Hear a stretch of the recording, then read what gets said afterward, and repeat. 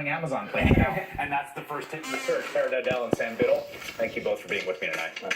That is all in for this evening. The Rachel Maddow Show starts right now with Joy Reid in for Rachel. Good evening, Joy. Good evening, Chris, my friend. Thank you very much. Have a great rest of your night. All right, thanks to you at home for joining us. Rachel has the night off. She will be back on Monday. So happy Friday, everybody. So yesterday we were treated to two related pieces of news that were both shocking in their own way. We witnessed the spectacle of the sitting president's campaign chair being sentenced to prison. The first time in U.S. history that has ever happened. That is thing one. But the second piece was what kind of sentence Paul Manafort got. One that shocked even veteran prosecutors. Because Paul Manafort's sentence of nearly 4 years in prison on 8 felony financial fraud counts was far less than the 19 and a half to 24 years that were recommended by the federal sentencing guidelines for his crimes. This is exactly what Mr. Trump has been telling everybody all along about the system being rigged. The system being rigged. If you're the right person, you can get away with murder. Hadn't been too long ago, they caught a sheriff over here in Gibson County. God only knows all the accounts that they had on him.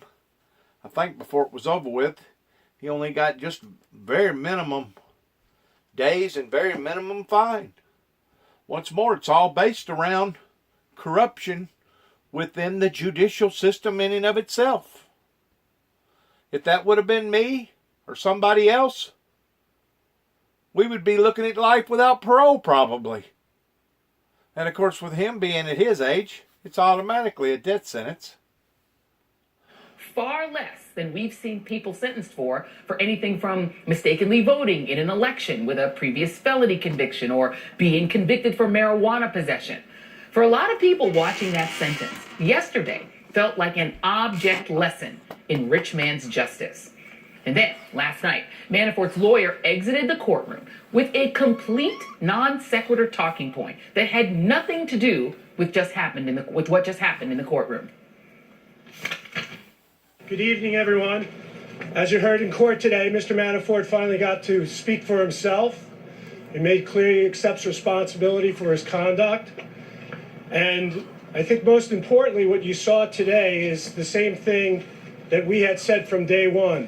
There is absolutely no evidence that Paul Manafort was involved with any collusion with any government official from Russia. Thank you, everybody. What do you think of the sentence? Thank you, everybody. No collusion.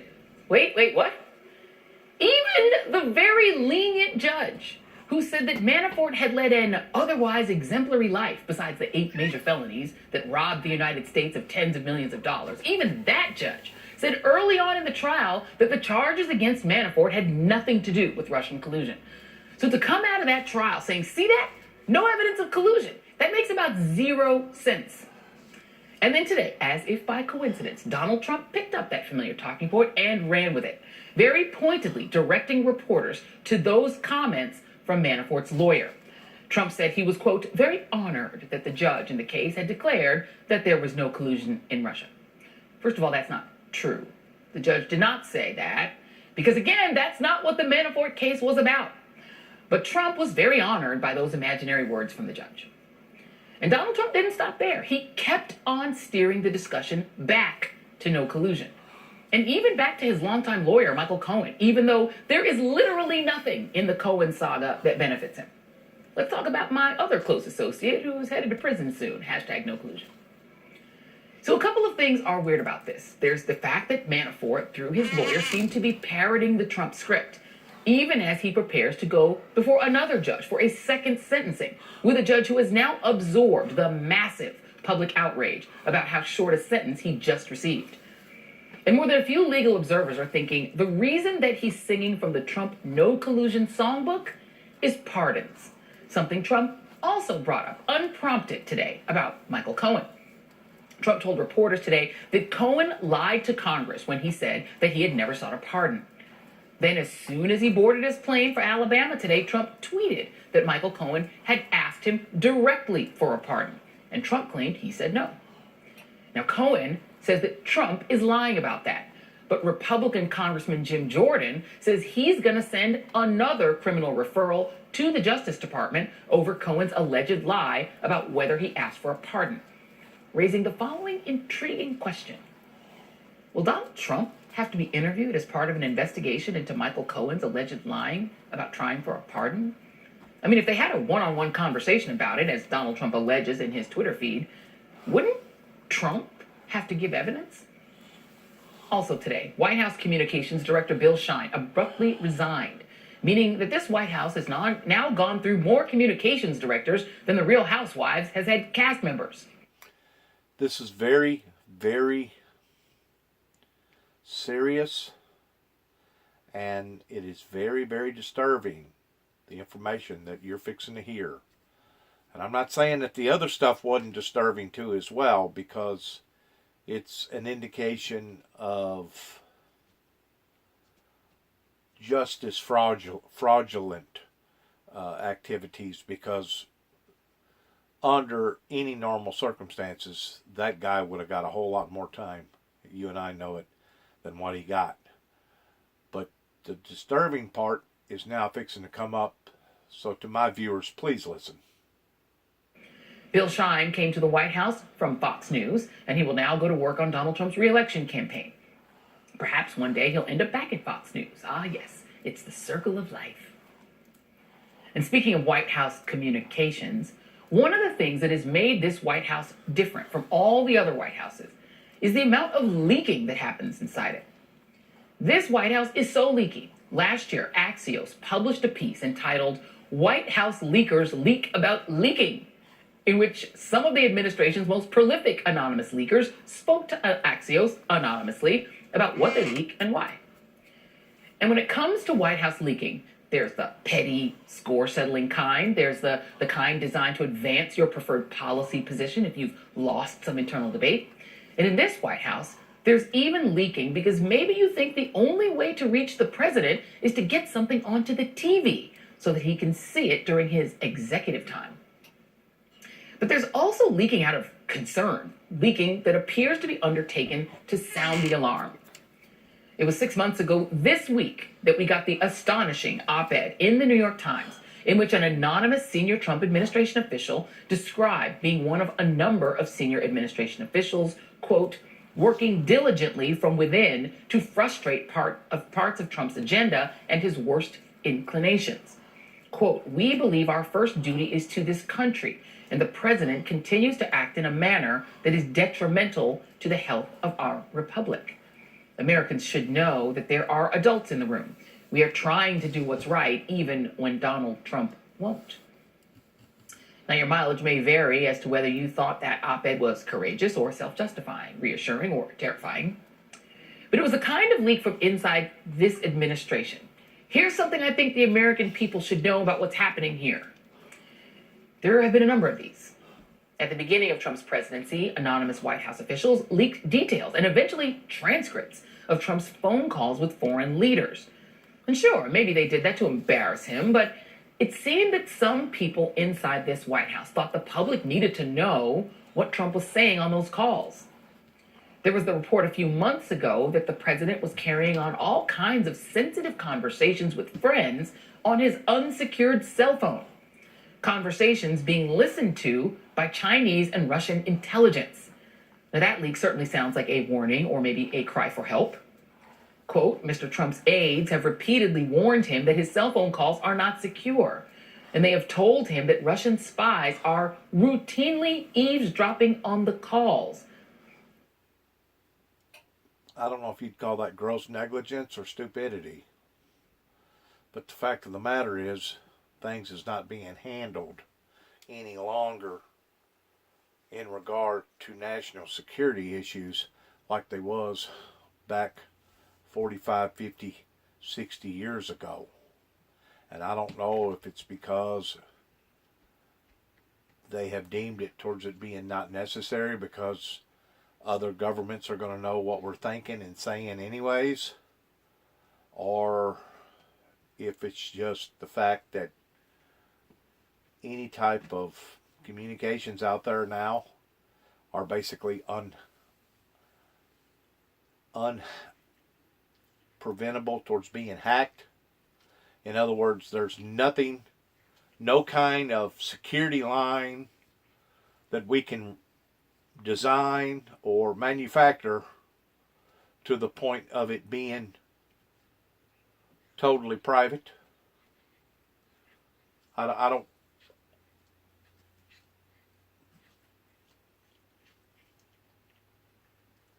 This is bothersome to me. It bothers me. But aides say the voluble president has still refused to give up his iPhones. White House officials say they can only hope he refrains from discussing classified information when he is on them. Well, we haven't been able to get him to do that dangerous thing, so we better alert the public about it, those leaks seem to say. And there have been various leaks about presidential son-in-law Jared Kushner and his security clearance. That he had an interim clearance for a year because officials would not clear him for a permanent one. And then his interim clearance was revoked. And then the president reportedly ordered that he be given a top security clearance, despite all the red flags that were raised by intelligence officials. And the president's chief of staff and White House counsel being so alarmed by the president's decision that they both wrote contemporaneous memos documenting why they thought Jared Kushner should never have gotten a clearance. And yes, someone in the administration who has a beef with Jared may be leaking this stuff to undercut him. That is certainly possible. But this is also someone sounding an alarm that this guy is having a lot of trouble getting a security clearance for a reason. And like I said, we are used to these leaks to the media. Every day it seems we get at least one. But today, we got a signal that there may be a substantial shift underway in the nature and the seriousness of these disclosures. A shift that has all kinds of implications for oversight and for investigations of this White House. The House Oversight Committee has been asking the White House for documents on the security clearance issue for weeks, ever since Democrats took over the committee. And this week, the White House finally said no documents, which was expected to trigger a subpoena from the committee and then possibly a big, huge fight over that subpoena. Well, today, Axios reports that the Oversight Committee has already gotten its hands on a number of the documents. They were leaked to the committee by someone inside the White House. Quote, the House Oversight Committee in early February had already obtained the leaked documents that detail the entire process from the spring of 2017 to the spring of 2018 on how both Jared Kushner and Ivanka Trump were ultimately granted their security clearances. Well, think about that. Leaking damaging information or sound the alarm type information to the press is one thing. Leaking documents with national security implications to a congressional committee controlled by the opposition party with broad investigatory and subpoena power. If this report is correct, we may be in a whole new ballgame. Joining me now is Congressman Ro Khanna, Democrat of California, who sits on the Oversight Committee. Congressman, thanks so much for joining us. I guarantee you we are in a complete different zone, a danger zone that even Central Intelligence has never explored into, because we've always had enough people that had enough common sense not to do what is going on right now. Now, whenever it comes to seriousness, listen to what this guy's got to say. Joy, it's good to be on. Okay, so let's go and get into this this leak. Obviously, now the committee has the documents that walk your committee through the process of how Jared Kushner and Ivanka Trump got their security clearances. What now does the committee want to do about it? Is this going to trigger hearings, and could we see Ivanka Trump and Jared Kushner forced to testify, or White House officials who granted them their clearances? Well, Joy, let me explain why this is such a big deal. For a president who spent the entire 2016 campaign trail railing against Hillary Clinton's private email servers. There you go. This is a far bigger national security crisis. There are allegations that Jared Kushner had sensitive information, that he has allegedly been giving lists to MBS, the Saudi crown prince, about Saudi dissidents. There you That go. he has been on WhatsApp with Saudi Arabia's crown prince. And we need to know, what is it that's in his background that was causing concern? Has he been sharing sensitive, top secret information with people in Saudi Arabia or other countries? Why is it that he has not disclosed a number of his foreign business relations? So this is not a partisan issue. It's not a bureaucratic issue. This is our most sensitive information that may be getting into the wrong hands. And can I ask you, Yeah, does it's the called a committee have trust the contemporaneous notes that John Kelly, the former chief of staff, and the White House counsel Don McGahn wrote about about these? It's called a trust issue. It's called a survival issue. And as I had said before, and I'll say again, to allow for these smaller countries to have nuclear advanced energy that can be turned into weaponry is almost like signing your own personal death sentence. And whoever is doing this needs to be, I can't say what needs to be done to them. It would be against the law. To obtaining these clearances? Do you all have those notes? I don't think we have those yet, but as you pointed out, both John Kelly and the White House counsel at the time were opposed to the decision to give Jared Kushner top secret clearance. They were so opposed to it that they felt the need to write a memo documenting how concerned they were and why Jared Kushner shouldn't be getting this information. And this has implications about our policy in the Middle East. I mean, the president has made Jared Kushner the point person on Middle East peace and our Middle East policy. And we need to know what information he has and who is he sharing it with. And in the documents that were leaked to the committee, is there anything in those documents that indicates to you that Jared Kushner might have shared classified information with the Saudi prince? I can't say it's in that, but there has been public reporting on a number of key points. One, that Jared Kushner had access to the president's daily brief. In that daily brief were numerous reports about Saudi dissidents, and he allegedly shared that list with the Saudi crown prince. Second, Jared Kushner has allegedly had meetings with the Saudi prince without having anyone in our embassy there. That is not standard protocol. And we know the crown prince most likely ordered the killing of Khashoggi. We Do what? They're meeting without any witnesses? They're undoing proper protocol?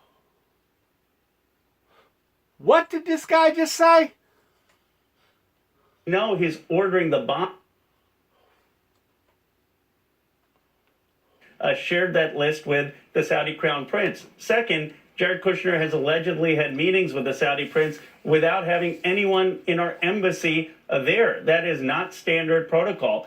And we know the crown prince most likely ordered the killing of Khashoggi. We know he's ordering the bombing of hundreds of thousands of civilians in Yemen. And here there are serious allegations. Not just hundreds and thousands of people in Yemen, but killing women, children, bombing schools, bombing other type of sacred funeral parlors and total innocent people. This is what the Saudis are doing. And now we have the President of the United States' son engineering meetings with this guy that we know that has killed a reporter that we all believe that masterminded 9/11, and this guy is doing this without proper protocol, without any type of witnesses. What is going on is the $64,000 question pertaining to our national security. Of what Jared Kushner is sharing with him.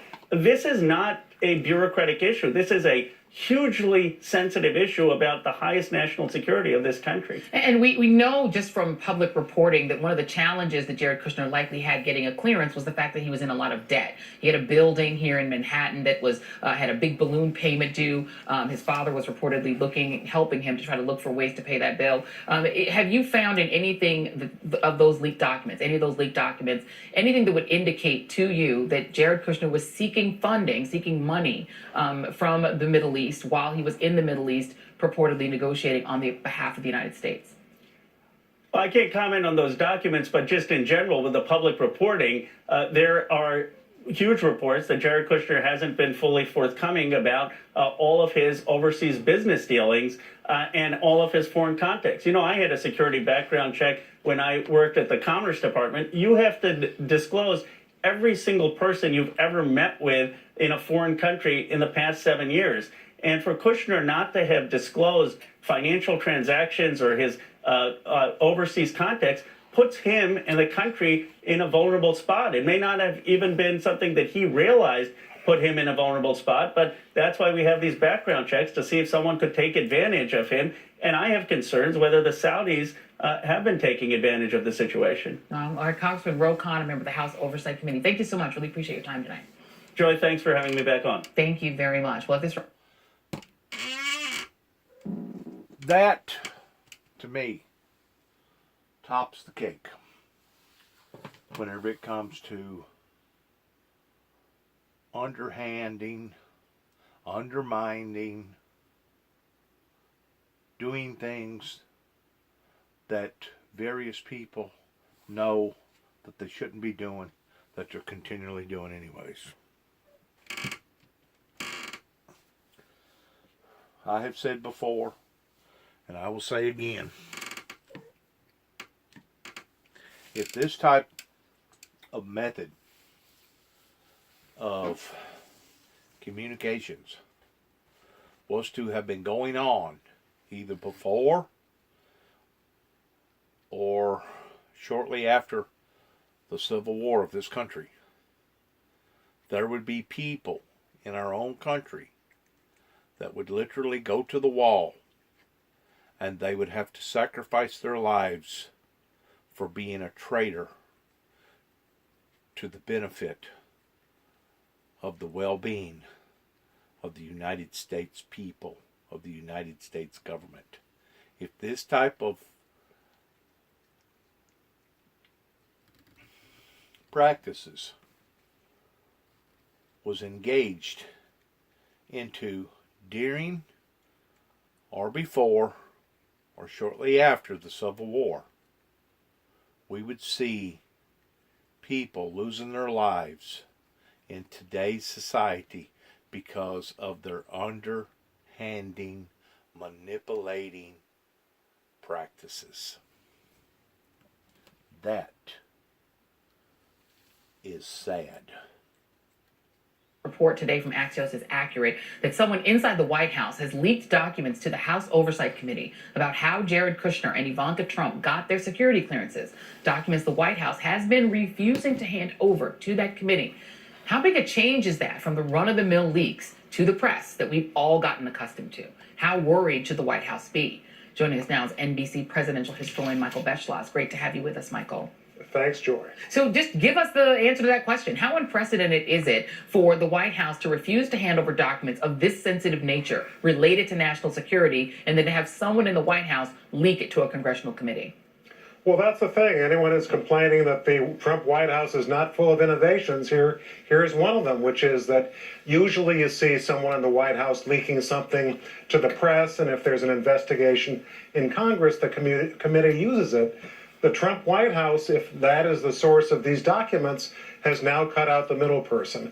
You know, Joy, maybe two of the biggest revelations of government secrets in the last 50 years were the Pentagon Papers and the Nixon tapes. The Pentagon Papers were leaked by a former Pentagon employee, Daniel Ellsberg, to the New York Times and Washington Post because he felt that this was something that Americans needed to see, how we got into this catastrophe.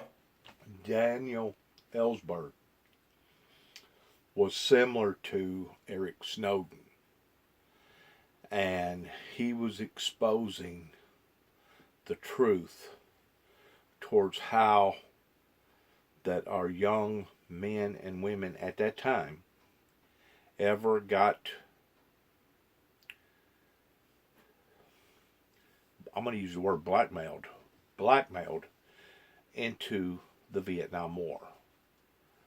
And what he was doing, he was trying to bring enlightenment to the people that that was a situation that the American government never should have gotten involved in. Listen once more to what this guy's got to say. The post, because he felt that this was something that Americans needed to see, how we got into this catastrophic Vietnam War. And the Nixon tapes, that was one of the most closely held secrets in the Nixon White House. A member of the Senate Watergate Committee staff basically guessed that perhaps Nixon was taping his private conversations and asked a serving White House aide, Alexander Butterfield. That's the traditional way, very different from what we're seeing now with these documents from the Trump White House. You know, and just to take it even further afield, right? You know, I mean, if Donald Trump, the president of the United States, ordered these security clearances to be granted over the objections of his national security advisors, national security staff, I mean, Ulysses S. Grant testified in the whiskey ring scandal, right? I mean, so there is a precedent for a president of the United States giving testimony to a special prosecutor, no less. Oh, sure. Could you see Trump have to do that? Yeah, Gerald Ford testified before the House saying that there was no deal leading to the Nixon pardon. He did that in the fall of 1974. There sure is. So some of these old traditions, executive privilege is a tradition. It's not something that's in the Constitution. Yeah. And lastly, is there an antecedent to a Jared Kushner, somebody who had so much debt, who was looking for it, presumably among foreign sources, and who is in a position to read the president's daily brief?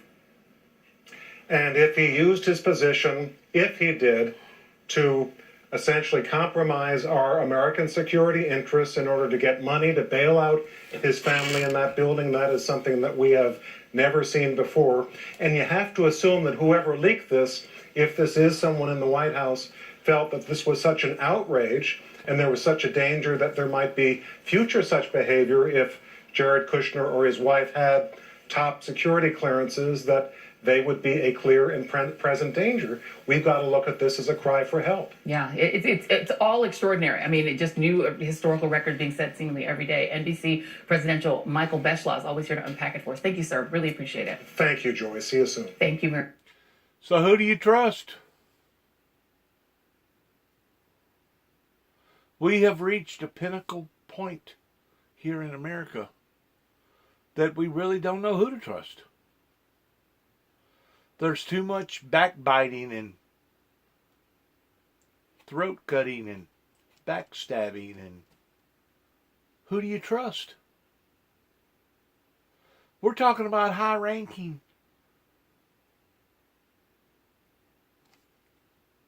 people in high-ranking positions that are doing stuff that is off the charts, unorthodox, unprecedented. But they're still doing them anyway. What's going on here? What's going on here is what we want to know.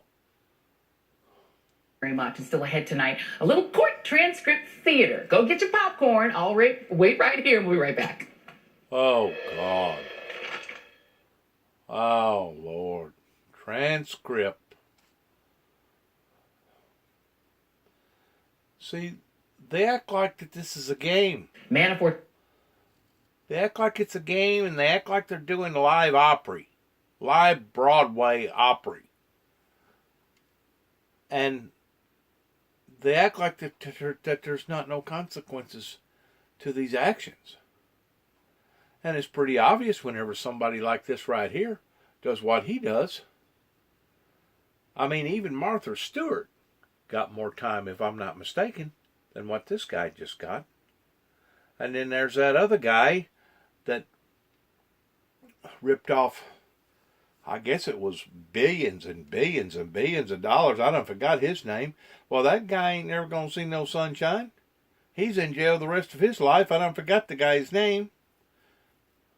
Was it something Locke? Murdoch, or something like that. This is insanity. Is what you're looking at. You're looking at insanity. Defense team made one last brazen appeal. Specifically, Manafort lawyer Kevin Downing asked Judge T.S. Ellis if he could order, and I did say order, that the sentence he had just issued be served concurrently with whatever sentence the judge in his D.C. case issues next week. Now here's the transcript. I cannot do this as well as Rachel, but go with me on this. Okay, quote, "Your Honor, there is one other issue we'd like to raise," Manafort's lawyer told the judge. "It has to do with whether or not you can order this sentence to be concurrently served with," at which point the judge interrupts him to say, quote, "I can't, but she can. I don't believe I can. If you find in the law that I'm incorrect, you can bring that to my attention." The judge then adds, "I think it is entirely up to her whether any sentence she imposes is to run concurrent to this sentence. It's up to her. Anything else, Mr. Downing?" To which Manafort's lawyer replied, "No, Your Honor," which is a more diplomatic way of saying, of course not. I mean, it takes a special level of rich guy privilege to think that you can ask the judge who just cut you a massive break to make sure that the next judge makes that break stick. So clearly, there's no sense of contrition or remorse from Manafort's camp, like none, but rather a pretty bold presumption that the system should and will continue to work for him.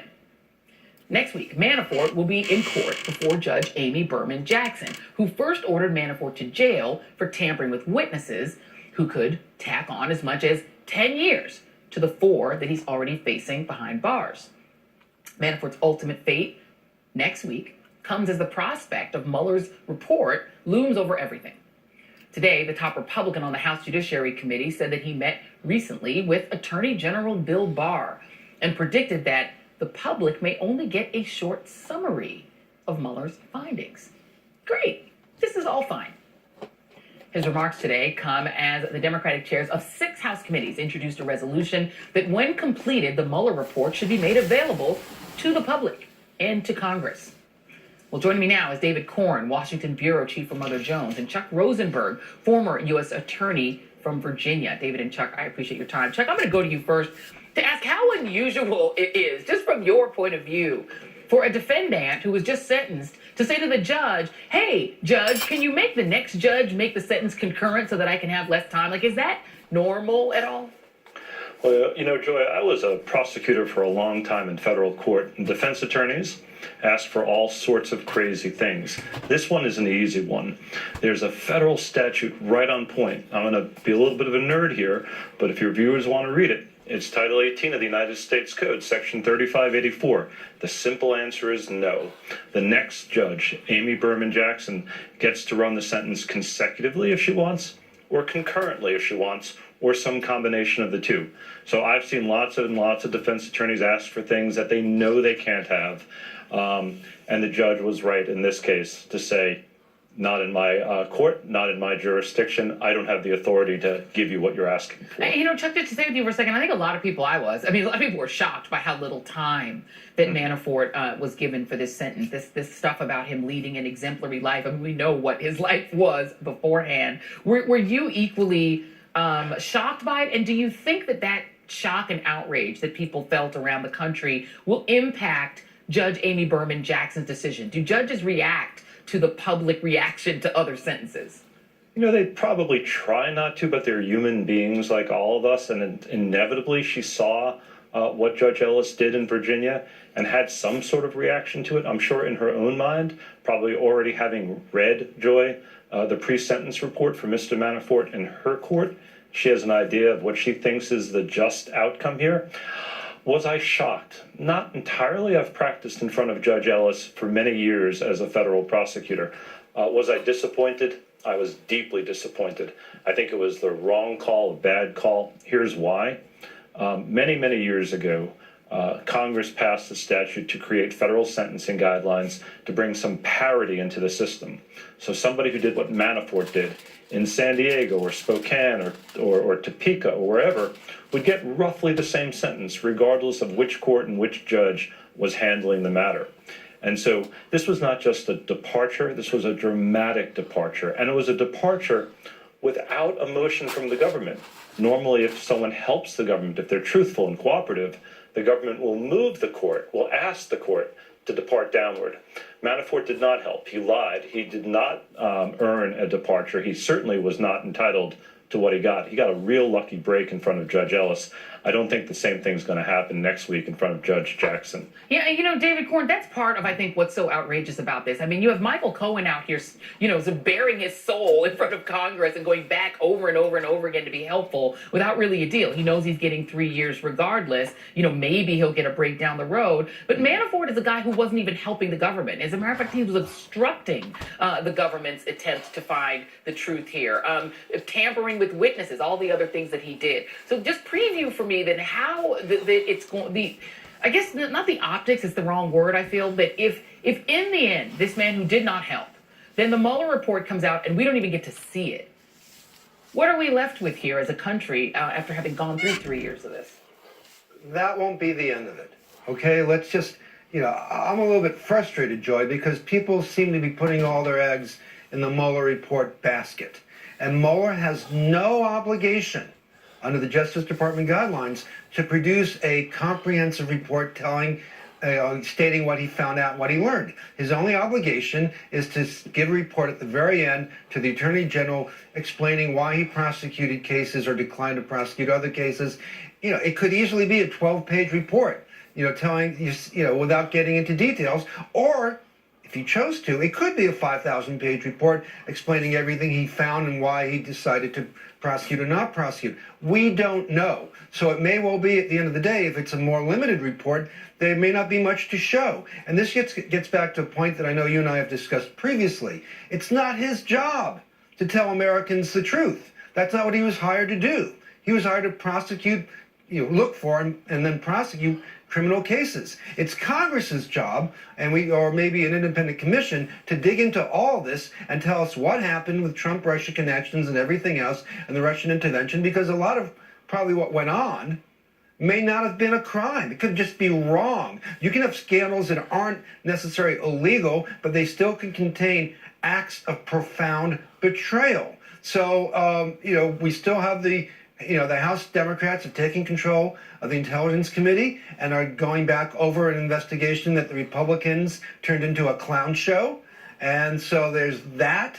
And hopefully they will give us some deeper and wider answers than Robert Mueller was ever asked to do. But, you know, David Corn, my friend, you and I both know that what the Democrats are saying publicly, what you're hearing in the reporting, is that they are hanging everything on the Mueller report. That they don't even want to talk about impeachment, which is the hearings that would get the public the answers you just described. They would have a public hearing. It isn't removal, it's impeachment as a hearing. They're saying no, not unless the Mueller report comes out. Well, not necessarily. I believe that they are setting up expectations and standards for the Mueller report that may well be unjustified and, you know, sort of painting themselves into a corner. But you can have a robust investigation with public hearings into the Russia connections and into, you know, emoluments and into, you know, Trump bad business practices. You can do all that through these committees without it being an impeachment proceeding. In fact, I would argue that it's probably more responsible of Democrats in Congress to look at all these various things that need further digging and scrutiny, and that the public deserves to know about, the security clearance issue that you talked about earlier in the show, and they should spend their time not worrying about to impeach or not to impeach, but go after the tax returns, go look at the insurance issues that Michael Cohen has raised, the tax fraud story that the New York Times put forward a couple months ago about the Trump family getting away with hundreds of millions of dollars in tax fraud. That's amazing. Yeah. They should look at each and every one of these, and then at the end of the day, then they can have a debate over whether to impeach or not. By then it might be election time. But the American public is owed answers, and you don't need impeachment to do that. Well, before we go, we are out of time, but Chuck Rosenberg, just very quickly, can you envision a leak of the Mueller report, whatever it is, coming out of that White House counsel's office if it's not released? Yeah, I can't imagine it coming from the Mueller team, Joy, but almost everything becomes public in some way at some point. My guess is that we'll see it, but we're not going to see it from Bob Mueller. He's running a very tight ship over there. Yes, he is. David Corn, Washington Bureau Chief for Mother Jones, Chuck Rosenberg, former U.S. Attorney from Virginia. Thank you guys very much. Thanks. All right, so I'm not an accountant, a tax.